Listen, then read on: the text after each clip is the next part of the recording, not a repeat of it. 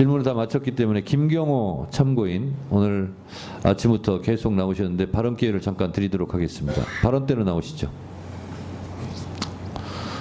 제가 짤막하게 묻겠습니다. 이용민 중령 맞습니까? 네, 맞습니다. 변호인이시죠? 전에는 박정훈 대령도 변호인 했습니다. 네, 알고 있습니다. 이용민 증인의 변호사로서 이용민 증인의 지금 심리 상태가 좀 안 좋은 것 같고 본인도 아까 치료를 받고 있다고 하는데 지금의 상황이 어떻습니까? 그렇습니다. 오늘도 약을 먹으면서 점심과 저녁에 약을 먹으면서 버티고 있고 제가 보기에는 옆에서 표정을 보면 안쓰러운 상태입니다. 이용민 증인이 왜 이렇게 됐습니까? 제가 파악하기로는 해병대 사령부 차원에서 차별과 정서적 학대 이것 때문이라고 파악했습니다. 이용민 증인은 포대 대대장으로서 지금 책임을 통감하고 있고 책임을 지겠다는 자세에 있죠. 그렇습니다. 수사 처음부터 도의적 책임뿐만 아니고 법적 책임에 대해서 모두 지는 것이 고 최해병에 대한 진정한 명복을 비는 길이다. 이렇게 밝혔습니다. 이용민 증인의 태도는 이러한데 그 윗 상관들의 태도는 어떻다고 생각하십니까?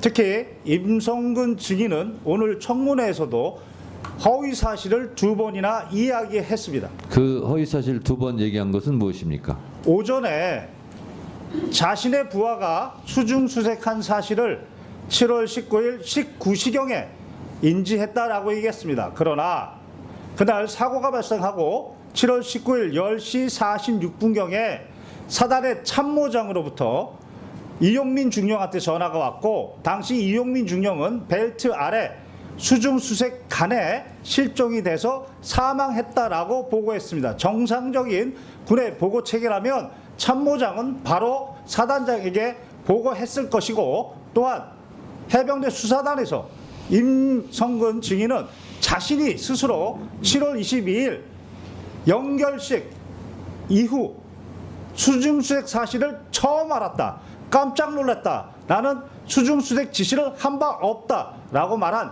자신의 발언과도 배치됩니다.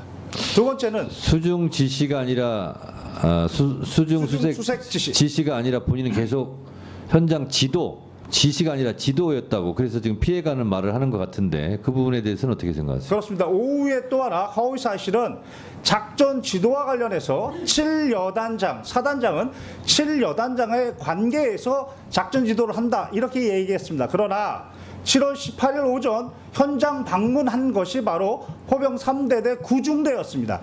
당시 구중대장은 전날까지만 해도 호우 피해 복구 작전이라고 알았는데 현장에서 갑자기 실종자 수색 작전으로 변경했고 당시 지형 정찰 및 위험성 평가를 위해서 병력을 대기하고 있었습니다. 그런데 갑자기 사단장이 나타나서 브리핑하고 있는데 갑자기 브리핑을 중단시키고 지금 빨리 들어가서 수색 안 하고 뭐하냐 라고 수중 수색 작전을 그리고 중대장한테 명령했습니다. 명백하게 허위 사실이고 그 구중대가 바로 국민일보 일면에 나온 일렬식 수중수색 그 사진입니다. 자, 또 하나의 허위 증언이 있습니까? 이종섭 증인이 국민들 앞에서 이첩 보류 지시가 적법하다라고 얘기했는데 명백하게 법리 오해 위법입니다. 당시 최해병의 변사체가 발견됐습니다. 그러면 변사자 처리 지침에 따라서 해병대 수사단은 독자적으로 조사할 권한이 있습니다. 사망 원인에 대해서 그 사망 원인이 불명이면 불명인 대로 사망 원인이 밝혀졌는데 범죄 원인과 관련이 없으면 그러면 그때 당시는 국방부 장관의 지휘 감독권이 있습니다. 그러나 사망 원인에 범죄 원인이 있으면 개정된 군사보험법 2조에 따라 이첩시켜야 됩니다. 국방부 장관은 이때는 지휘감독권이 없습니다. 그게 개정된 군사보험법 2조의 취지입니다. 그리고 이것에 따라서 법원이 재판 관할권을 가지고 있는 군인 등의 범죄에 대한 수사 절차에 관한 규정 7조 1항에 따라 지체 없이 바로 이첩 시기를 지체 없이 경복궁에 보내게 되어 있는 것입니다. 따라서 당시 박대령은 개정된 군사법법 2조와 그리고 대통령의 명령에 따라 지체 없이 이첩하려고 한 것입니다. 여기에 국방부 장관이 법령상 권한 없이 이첩을 보류하라는 의무 없는 일을 시킨 것입니다. 그 자체가 직권남용이고 여기에 더해서 이첩의 내용에 대해서 뭘 빼라, 특정인을 빼라, 내용에 대해서도 직권남용한 겁니다. 네. 김경호 참고인, 혹시 아까 들으셨겠지만 임성근 사단장은 여단장을 통해서만 지시도 아니고 지도했다라고 하는데 제가 알고 있기로 7월 18일 예천 현장에서 군인다운 모습이 부족하다, 복장이 불량하다, 병력 왜 대기시키냐는 현장 지휘를 한 것으로 제가 알고 있습니다. 이게 포 3대대 구 중대장 대위에게 했다고 하는데 혹시 이 사실은 알고 있습니까? 그렇습니다. 저는 바로 군 검사가 사본을 만들어 놔야 됩니다. 라고 했던 사본을 다 봤습니다. 다 봤습니까? 다 봤습니다. 그러면 임성근 사단장이 여단장에게만 지도했다라는 말은 허위입니까? 허위입니다. 관련 카톡에 당시 실종자 수색 작전의 의사 체계를 카톡으로 했고 당시 포병 여단 대대 그리고 말단 간부들까지 사단장 지시, 사단장 강조 사항으로 모두 전파가 됐습니다. 그러니까 김경호 참고인은 임성근 사단장이 현장 지도했다는 말은 회피성 발언이고 직접 실제로 지시 행위를 다 했다 이렇게 보고 있는 거죠. 구체적으로 말씀드리겠습니다. 구체적으로 말씀해 보세요. 당시 합참의 단편명령과 제2작전사 답편명령에 따라 7월 17일 10시부로 작전 통제권이 전환됐습니다. 그러나 7월 17일 21시 55분부로 자신의 명령으로 단편명령 23-19호 호우 피해 복구 작전, 호우 피해 복구 투입 실시라고 단편명령을 내렸습니다. 자신의 병력을 언제, 어디로, 어떤 병력을 투입하는 명령은 내릴 수 있습니다. 다만 여기에 예하부대 과업에 대해서 깨알처럼 구체적으로 명령을 내렸습니다. 이때 포병여단은 단순히 호우 피해 복구 작전이었습니다. 그런데 7월 17일 도착해서 10시경부터 카톡에 실종자 수색 작전이라고 사단장이 강조했다라고 그렇게 명령에 내려옵니다. 이때부터 실종자 수색 작전으로 변경했으면 그에 맞는 안전 도구를 갖춰야 되는데 그런 말은 없었습니다. 그리고 나서 아침에 7월 18일 날 포병 3대대 구중대장 가서 안정성 평가 생략하고 신속 투입 작전을 명령했고 오후에는 실종자 수색 작전이 불가한 그런 상황, 육군도 철수했는데 지속 명령, 작전 지속 명령도 바로 임성근 증인이 내렸습니다. 그리고 더욱 중요한 것은 이 사건 바둑판식으로 무릎 아래까지 내려가서 정성껏 찔러보면서 탐색, 임성근 증인이 강조했고 지시했고 그것이 카톡에 모두 나와 있습니다. 자, 김경호 참고인, 하여튼 하루 종일 말씀 참느라고 고생하셨는데요. 제가 묻겠습니다. 이 작전 통제권은 육군 54단이 갖고 있었죠? 네, 그렇습니다. 네. 그런데 그래서 임성근 사단장은 자기에게 지휘권이 없었다 이렇게 주장을 하고 있는 것 같은데 그 부분에 대해서는 어떻게 생각하세요? 7일 여단장의 진술에 따르면 당시 54단장은 현장에 한 번도 오지도 않았고 화상회의로 한 번도 진행도 안 했으며 어떠한 지시도 하지 않았다. 반면 임성근 증인이 현장에 2번이나 왔고 화상회의도 했고 구체적으로 지시도 내렸다. 이렇게 진술하고 있습니다. 그렇습니다. 실제적으로 작전 통제권은 육군 54단에 가 있었지만 사실상 부대 지휘, 지시는 임성근 사단장이 한 것으로 봐야 되겠죠? 그렇게 7여단장은 진술했습니다. 네. 이 밖에 혹시 더 하시고 싶은 말씀 있으면 한 1분 정도 드릴 테니까 발언해 주시기 바랍니다. 개인적인 말씀을 드리면 아버지도 해병대 출신입니다. 제 동생도 해병대 출신입니다. 저도 해병대 법무관을 가고자 했으나 육군 법무관으로 가서 특전사에서 복무를 했습니다. 오늘 이후라도 해병대의 명예를 위해서 해병대 사령관과 해병대 사단장은 진실을 말하고 정직하게 얘기해서 해병대의 명예를 회복해 주기를 간절히 바랍니다. 이상입니다. 자, 거기 서 계시고요. 김경호 참고인이 거짓말이 다 드러나네 이제. 예, 김경호 참고인께서 유튜브에서 지금과 같은 내용으로 방송한 것을 저는 이미 봤습니다. 그래서 기회를 드린 것이 잘했다는 생각이 들고, 지금 김경호 참고인이 발언한 부분에 대해서 임성근 증인 혹시 반박하거나 할 말 있으면 해보세요. 네. 일단 1분간 하세요.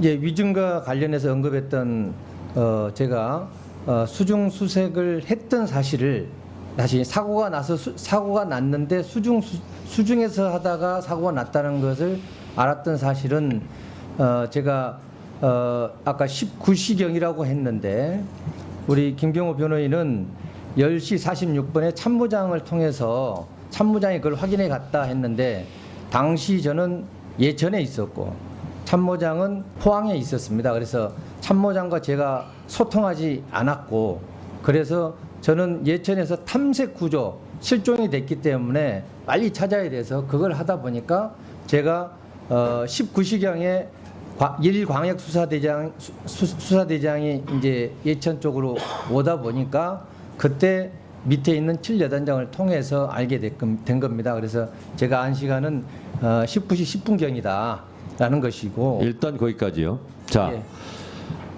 임성근 증인이 1분간 발언했는데 김경호 참고인도 재반박할 시간 1분간 드리겠습니다. 해병대 수사단에서 임성근 증인이 직접 자신의 발언은 22일 날 연결식 날 알았다라고 했습니다. 수중 수색 사실을 그날 알았다라고 했는데 오늘은 19일 19시에 알았다라고 해서 자신의 발언을 자신이 뒤집고 있다.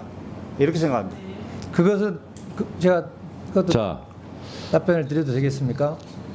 김경호 참고인 그 부분에 대해서는 반박하신 거죠?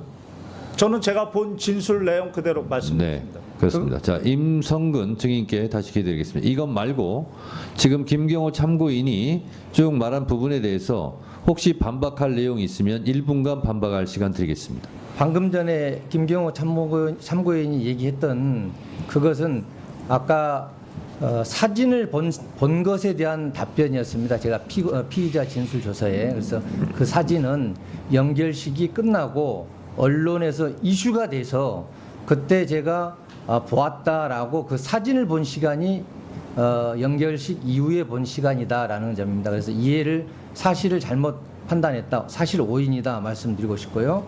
그다음 9중대에 가서 제가 했던 부분은 말 그대로 신속 투입 명령이 아니고 그 인원들이 아직 작전을 개시하지 않은 상태였고 원래 8시에 과업을 시작해야 되는데 9시 반에 좀 늦게 오다 보니까 작전을 조기에 해라는 취지에서 제가 얘기를 했는데 마침 그때 여러 가지가 정리 안 된 모습을 보고 바로 제가 옆에 있는 여단장한테 요거 시작하기 전에 안전교육하고 그다음에 재반 사항을 교육시킨 다음에 이 중대가 할 수 네. 있도록 해라라고 됐습니다. 조치를 해줬습니다. 자, 1분간 발언 기회 드렸으니까 김경호 참고인 또 1분간 반박해 주세요.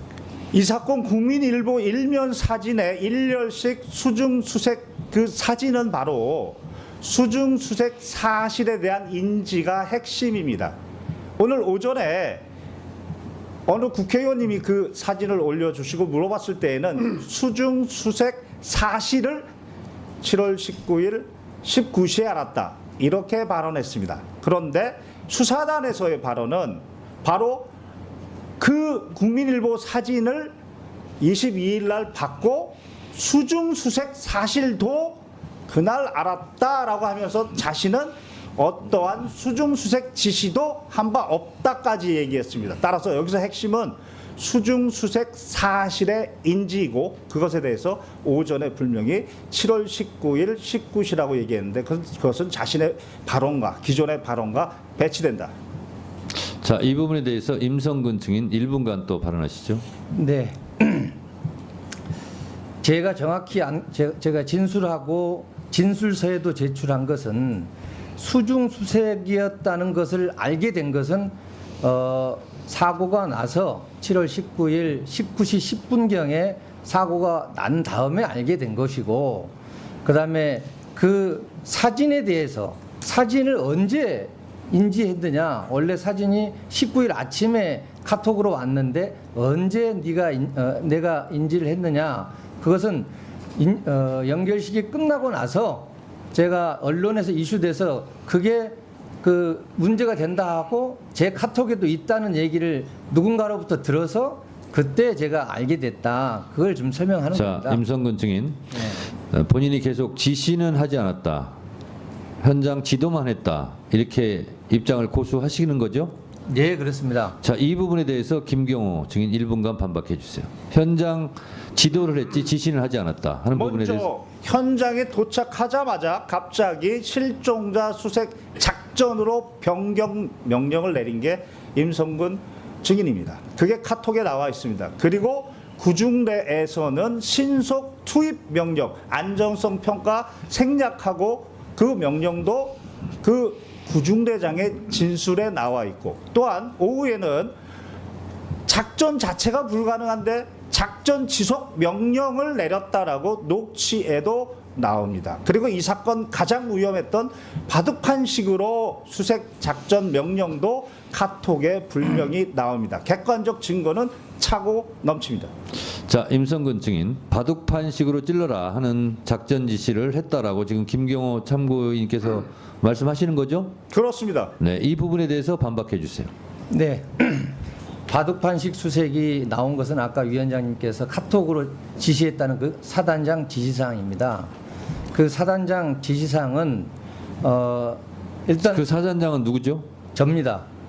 지시했네요, 그러면. 저의 지시사항으로 있는데 그게 포병 부대만 있는 사단장 지시사항입니다. 다른 데는 그게 없는 사단장 지시사항입니다. 즉 제가 지시하라고 해야 사단장 지시사항이 되는데 그 부대만 있다는 겁니다.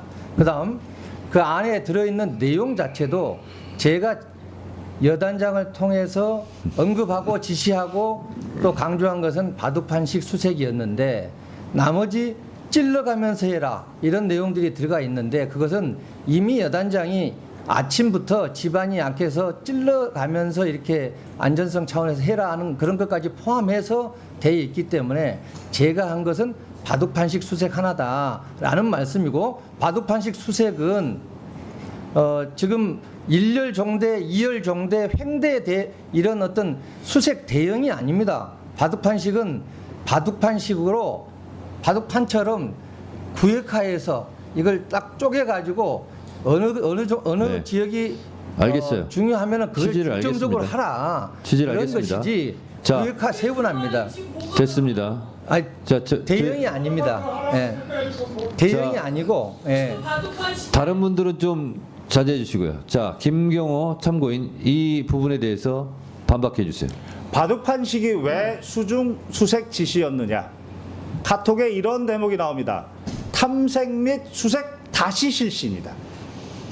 그리고 나서 바둑판식 지시가 나옵니다. 그렇다면 다시 이전에 그 전에 어떤 모습이 있었느냐? 그게 바로 구중대에서 안전성 평가 생략하고 신속 투입시켜서 국민일보 일면에 나와 있는 허벅지까지 수중수색 1열식이었습니다.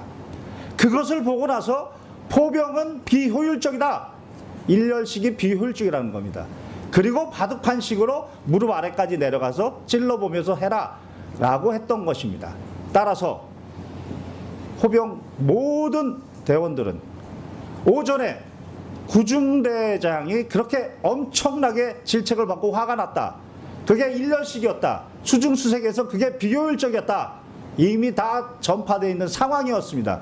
따라서 수중수색을 바둑판식으로 하라는 얘기는 격자 모양으로 하라는 거구나. 실제 그렇게 하다가 사고가 나. 고채병이 가장 네. 위험한 곳에 있었습니다. 자, 김경호 참고인 마지막으로 묻겠습니다. 좀 잠깐 가만히 계세요. 돈을 쓰이고 박정훈 수사단장이 이런 사실을 다 조사를 했고 수사를 했고 그래서 임성근 사단장의 과실이 인정되었고 혐의로 인정되었고 그래서 이첩을 하고 이것은 분명히 수사를 통해서 책임을 묻게 해야 된다라는 취지로 했는데 이것이 이첩불이 되고 지금 대통령 경로설 이후로 엉망진창이 됐습니다.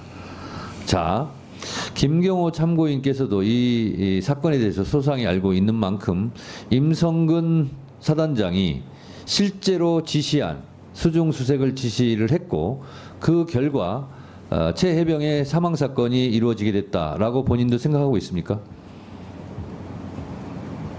저는 임성근 증인뿐만 아니고 박정훈 대령이 지적한 8명 모두가 각자 고유의 과실이 있는데 어느 한 과실로 고 최해병의 사망을 바로 설명할 수는 없다. 그러나 그 8명의 과실을 다 합쳐보면 고 최해병의 사망의 결과를 설명할 수 있다. 이게 바로 대법원의 과실범의 공동정범 이론. 이 이론에 따르면 누구 책임이 제일 큽니까? 본인이 생각하기에.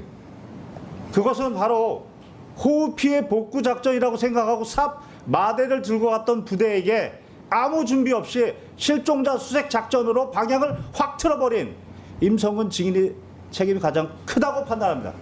네, 감사합니다. 들어가세요. 박정훈 증인. 예. 김경호 참고인이 어쩌면 본인이 말하기 좀 그런 부분까지 다 증언을 했는데 김경호 참고인 부분에 대해서 혹시 첨가하거나 삭제할 부분이 있습니까? 따로 첨가하거나 삭제할 부분 없습니다.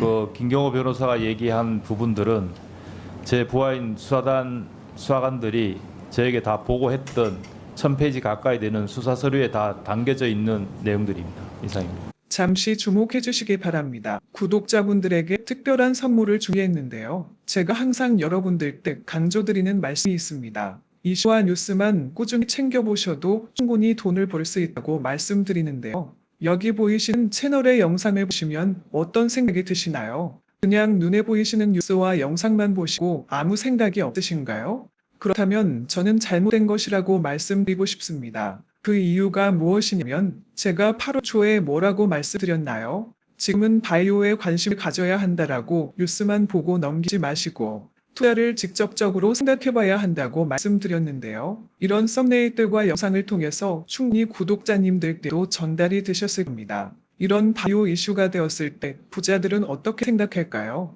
바이오 관련주는 무엇이 있는지, 어떤 종목이 가장 좋을지, 어디에 투자해야 돈이 몰릴 수 있는지 자연스럽게 생각한다고 말씀드렸습니다. 지난번에 구독자분과 함께하는 주식으로 수익 내기를 진행했었는데요. 100% 무료로 진행을 했고 이 사진을 보시면 아시겠지만 구독이라는 문자 메시지를 남겨주신 모든 시청자분들께 이렇게 바이오 관련주 중에 가장 급등할 확률이 높은 한 종목을 드렸습니다.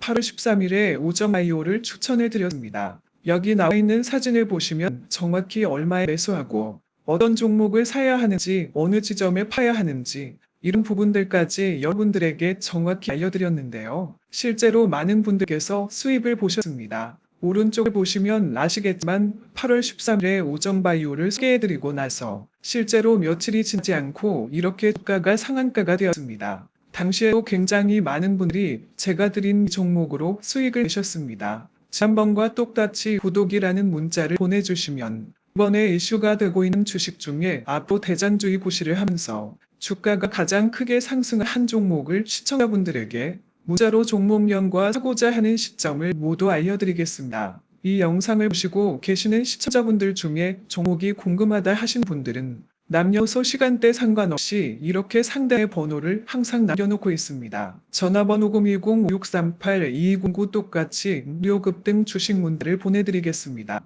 돈을 받는 것도 아니고 투자를 대신해 드리는 것도 아니고 부담 없이 구독 문자 보내주시면 되십니다. 수익이 나신다면 구독과 좋아요 한 번씩